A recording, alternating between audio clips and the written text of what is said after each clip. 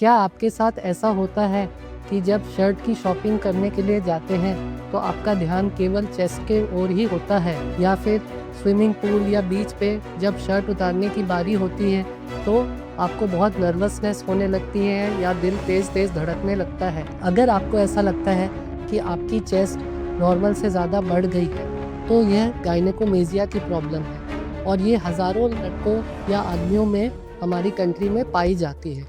मैं doctor Anirudh Vij, laparoscopic and bariatric surgeon, इस gynaecomastia problem का एक सिंपल सॉल्यूशन आपको आज बताना चाहता हूँ।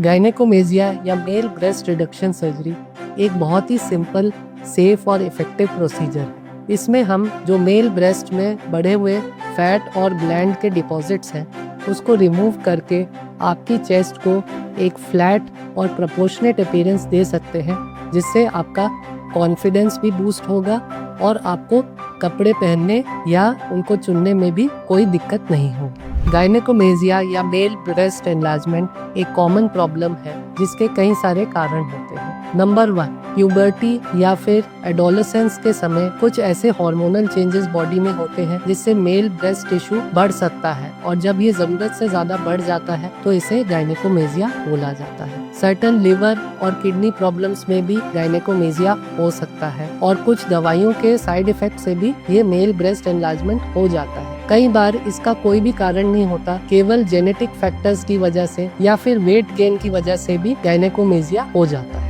ये गायनेकोमेजिया या मेल ब्रेस्ट रिडक्शन सर्जरी के कुछ सिंपल स्टेप्स होते हैं। सबसे पहले जब आप डॉक्टर को दिखाते हैं तो वो उसका डिटेल्ड असेसमेंट करेंगे, फिजिकल एग्जामिनेशन और कई बार अल्ट्रासाउंड के द्वारा। इसके बाद सर्जरी की प्लानिंग की जाती है, स्किन पे मार्किंग की जाती है, जो फैट और ग्लैंड टिश्यू रिमूव करना होता है उसको पहले से ही निशान द्वारा मार्क कर दिया जाता है। यह सर्जरी लोकल एनेस्थीसिया यानी सुन करके भी की जा सकती है और इसमें पूरी बेहोशी की जरूरत नहीं पड़ती। सर्जरी के दौरान जो एक्सेस फैट है उसको माइक्रो लाइपोसक्शन या फिर दूरबीन द्वारा रिमूव कर दिया जाता है, और जो ग्लैंड टिश्यू है उसको एक छोटे चीरे द्वारा रिमूव किया जाता है। जो चीरे का निशान है वो ऐसे दिया जाता है कि बाद में किसी को पता ना चले कि सर्जरी करवाई गई है, और टाके भी अंदर से लगाए जाते हैं ताकि बाद में बाहर से कुछ पता ना चले। इस सर्जरी के बाद जो चेस्ट की अपीयरेंस है वह एकदम फ्लैट और सिमेट्रिकल हो जाती है, जिससे आपका सेल्फ कॉन्फिडेंस